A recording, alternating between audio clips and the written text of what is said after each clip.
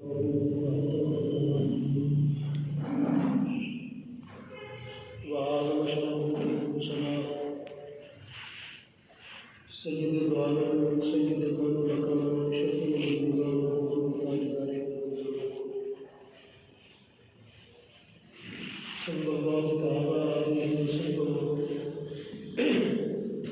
बारगाह मुक़द्दसा में हज़रत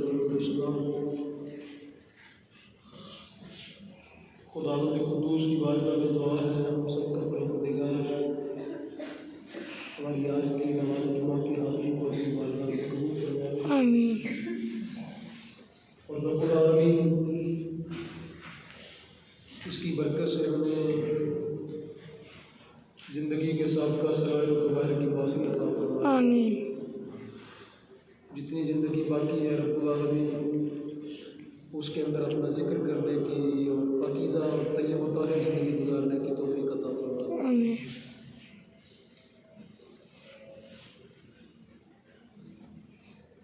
पिछले जुमातुल मुबारक को हमने अल्लाह रब्बुल आमीन के ज़िक्र के बारे में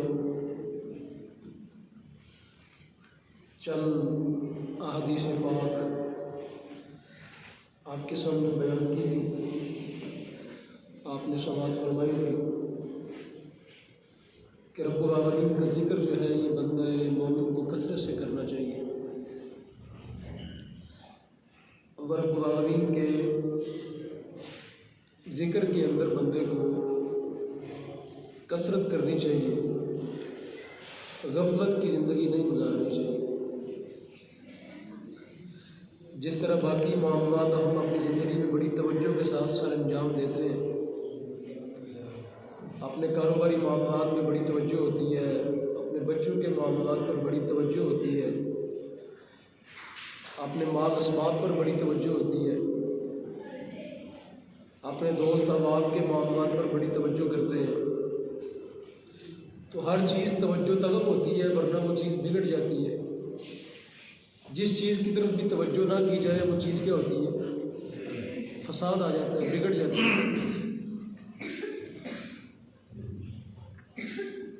तो जब दुनियावी उमूर के अंदर हम इतनी तवज्जो देते हैं, जो दुनिया के उमूर है, अब आगे हुज़ूर नबी करीम अलैहिस्सलाम का ये फरमान मौजूद है।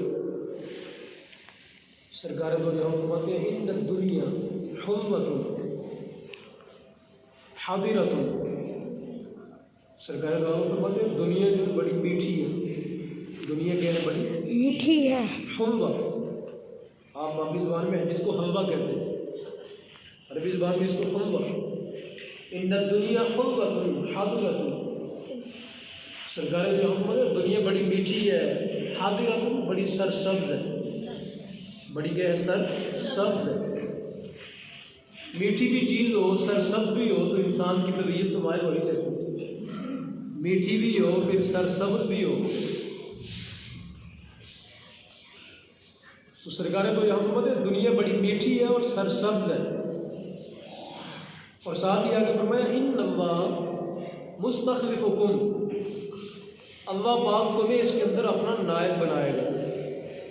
इस दुनिया में रब ने तुम्हें अपना क्या बनाया? नायब बनाया, इंसान को नायब बनाया। हज़रत आदम अलैहिस्सलाम को परवरदिगार ने कहा कुरान में कि हमने खलीफा बनाया, नायब बनाया। और आगे साथ ही फरमाया दुनिया बड़ी मीठी है, सरसब्ज़ है, अल्लाह ने तुम्हें इस दुनिया में नायब बनाया। और साथ ही फरमाया रब्बुल आमीन बंदों को दिखाएगा कैफ़ तअमलून, तुम अमल क्या करते हो। दुनिया बड़ी मीठी है, सरसब्ज़ है, तुम इसमें रब के नायब हो। और ये सारी बातें क्यों हैं? फरमाया देखा जाए कि ये बंदा अमल तो क्या करता है, इसी मीठे के पीछे भागता रहता है, इसी सरसब्ज़ जो मनाजिर हैं इन्हीं के अंदर खो जाता है, या ये काम करता है वो वाले जो रब को पसंदीदा काम है।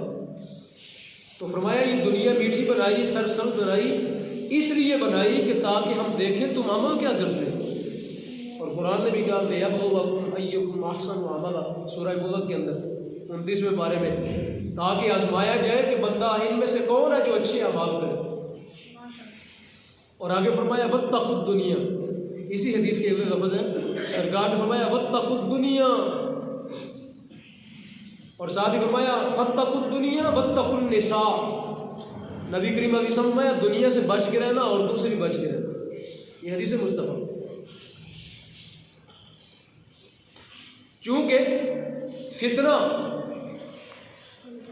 इसी कायनात में बहुत सी चीज़ों के अंदर फितने हैं, तो नबी करीम अलैहि सल्लम ने फरमाया बच के रहना, इनसे बड़ी एहतियात करना, अपने मामलात के अंदर कदम बड़ा फूंक फूंक के रखना। ये मीठी भी है, ये सरसब्ज भी है, यहाँ तुम आजमाइश के लिए भेजे गए हो, और ये चीज़ें हैं जो तुम्हें फितने के अंदर मुब्तला कर सकती। तो इसलिए सामीन मोहतरम, दुनिया के अंदर हर चीज़ जो है वो तवज्जो मांगती है। आप तवज्जो करते हैं तभी आपके मामला सही चलते रहते हैं।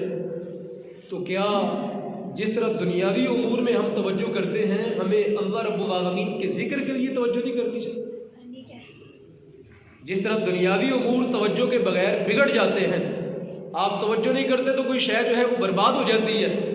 तो जब अल्लाह रब्बुल आलमीन के जिक्र के लिए आप तवज्जो नहीं करेंगे तो आपके दिल का मामला भी क्या हो जाएगा? बिगड़ जाएगा। आपके दिल का मसला दुरुस्त नहीं रहेगा जब तक आप खुदावंद कुद्दूस के जिक्र की तरफ क्या होंगे? मुतवज्जे नहीं होंगे। तो आपके दिल का मामला क्या हो जाएगा? और सबसे कीमती चीज़ है ही क्या आपके पास? आपके जिस्म के अंदर जो सबसे कीमती अज़ा है वो कौन सा है? दिल ही। नबी करीम अलैहि सल्लम ने फरमाया जब ये बिगड़ता है तो हर चीज़ बिगड़ती है। हदीस मुस्तफ़ा सरकार ने फरमाया जब ये बिगड़ता है तो हर चीज़ बिगड़ती है, जब ये दुरुस्त होता है तो हर चीज़ दुरुस्त होती है। तो इसलिए सामीन मोहतरम, जिस तरह हर चीज़ तवज्जो मांगती है, ऐसे ही आपके लिए अल्लाह रब्बुल आलमीन के जिक्र की तरफ जो है वो तवज्जो भी ज़रूरी है। तो हदीस बात मैंने आपके सामने पढ़ी थी कि नबी करीम अलैहिस्सलातु वस्सलाम ने फरमाया दिलों पे जंग चढ़ जाता है, और इस जंग के उतारने का तरीका क्या है? रब्बुल आलमीन का क्या करना? जिक्र करना। इस दिल के ऊपर से जंग उतारने का तरीका है जिक्र करना, अल्लाह रब्बुल आलमीन को याद करना, खुदावंद कुद्दूस की तरफ मुतवज्जे होना, अल्लाह रब्बुल आलमीन के जिक्र की तरफ मुतवज्जे होना। दिल का जंग उतर जाता है, वरना फिर दिल के ऊपर जंग चढ़ जाता है। जो बंदा जाकिर नहीं होता उसके दिल पे जंग चढ़ जाता है। और सरकार ने यह भी फरमाया अफ़ज़लु ज़िक्र ला इलाहा इल्लल्लाह। नबी करीम अलैहि सल्लम ने फरमाया अफजल तरीन जिक्र क्या है? ला इलाहा इल्लल्लाह। चूंकि इसमें क्या है? ये जिक्र अफजल तरीन क्यों है? ये जिक्र अफजल तरीन इसलिए है चूंकि इसमें अल्लाह रब्बुल आलमीन की वहदानियत है। इस जिक्र के अंदर कलमा पाक के अंदर क्या है कि अल्लाह के सिवा कोई माबूद नहीं है, अल्लाह के सिवा कोई माबूद नहीं है, वो अकेला वहदहू ला शरीक है, उसका कोई शरीक नहीं है।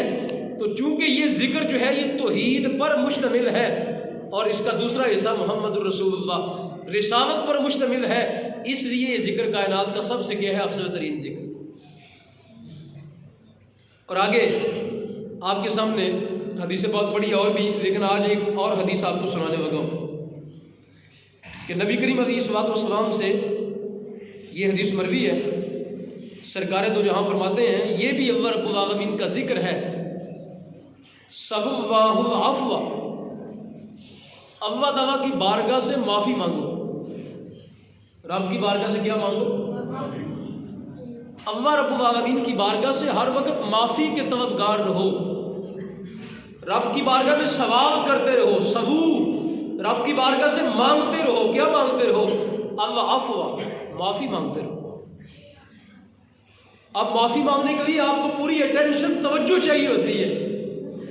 आपने किसी से माफ़ी मांगनी हो ना, दुनिया के अंदर आपने किसी सॉरी करनी हो, तो आप पूरी हर शय क्या करते हैं? पूरी तैयार करते हैं, ज़हनी तौर के ऊपर तैयार होते हैं, और ज़हनी तौर के ऊपर तैयार होने के बाद उसके सामने जाके बड़े बादब खड़े होते हैं कि यार मुझसे ये गलती होगी, वो आप मुझे माफ़ कर दें। ऐसा ही कि नहीं?